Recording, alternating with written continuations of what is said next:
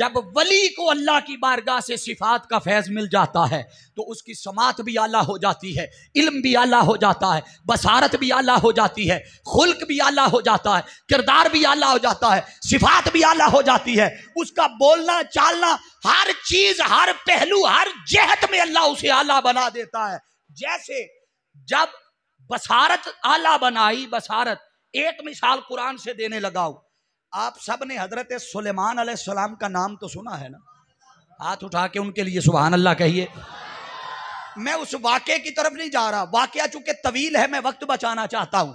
सुलेमान अलैहिस्सलाम की बारगाह में हजरत सुलेमान अलैहिस्सलाम ने अपने मानने वालों को, ईमान वालों को, उस गिरोह को बुलाया और बुलाकर पूछा, भाई मलका बिल्कीस मुलाकात के लिए आ रही है, ये अगर और कम कर दे ना, कभी आवाज और कम कर दे और सादा कर दे, बिल्कुल भारी आवाज बेस के साथ। हजरत सुलेमान अलैहिस्सलाम ने पूछा, भाई मलका बिल्कीस के आने से पहले उसका तख्त कौन लाएगा? अब जो नुक्ता समझाना चाहता हूं उसको तवज्जो से सुनना। कुरान कहता है कि एक जिन खड़ा हुआ। कौन? जिन। जिन ने खड़े होकर क्या कहा? जी मैं ले आऊंगा। सुलेमान अलैहिस्सलाम ने पूछा कितनी देर में ले आएगा? उसने कहा बस मिम मकामिक, आप अपनी जगह से महफिल को बर्खास्त करेंगे कि बर्खास्त होने से पहले आ जाएगा।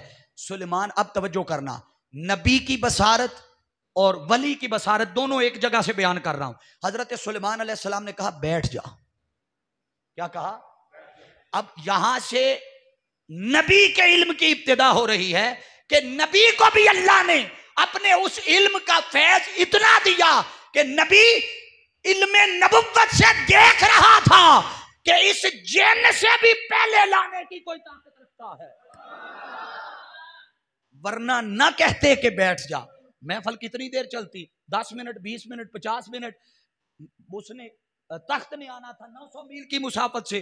पैकेज कोई महंगा नहीं था, पैकेज बड़ा सस्ता था कि महफिल बर्खास्त होने से पहले आ जाए। मगर इल्म नबुव्वत से सुलेमान अलैहिस्सलाम देख रहे थे कि नहीं, इससे भी पहले लाने की कोई ताकत रखता है।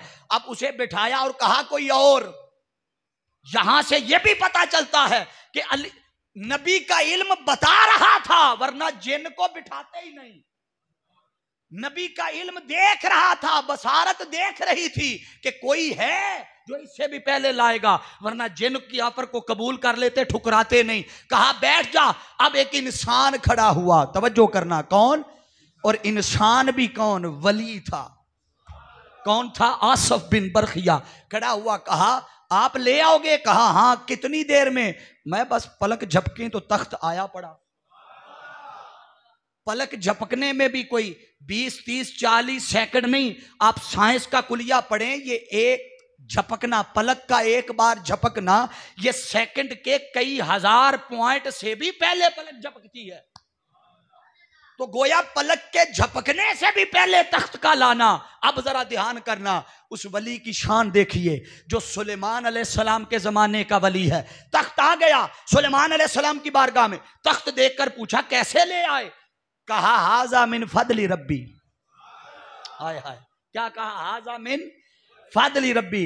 अरे सोचो, जिस पे सिर्फ अल्लाह ने फजल किया था, जवाब कर क्या उसके पास था क्या कि ये फजल हो गया? कुरान कहता है उसके पास उस किताब, उस सहीफे का, जो किताब हजरत सुलेमान अलैहिस्सलाम पे उतरी थी, उस सहीफे का कुछ इल्म था। उस सहीफे का कुछ इल्म था। तो जिसके पास उस सहीफे का कुछ इल्म था, उसकी शान ये थी कि सैकड़ों मीलों की दूरी पे पड़ा तख्त पलक झपकने से पहले ले आया। अगर सुलेमान अलैहिस्सलाम के जमाने के वली की ये शान है, तो सोचो उस वली की शान का आलम क्या होगा, जिसके बारे में कुरान कहता है व यकूलुल्लज़ीना कफरू लस्ता मुरसला कुल कफा बिल्लाहि शहीदम बैनी व बैनकुम व मन इंदहु इल्मुल किताब। ये यहां मुफस्सिरीन ने लिखा है इल्मुल किताब से मुराद इस कुरान का सारा इल्म किसके पास है? मुफस्सिरीन ने लिखा इससे मुराद अलीयुल मुर्तजा है। अरे अगर सुलेमान अलैहिस्सलाम के ज़माने के वली की ये शान है, सोचें अलीयुल मुर्तज़ा की शान का आलम क्या होगा। और जिसके बेटे सैयदना गौसुल आज़म हैं, उस गौसे पाक को उस मिलने वाले फैज़ का आलम क्या होगा।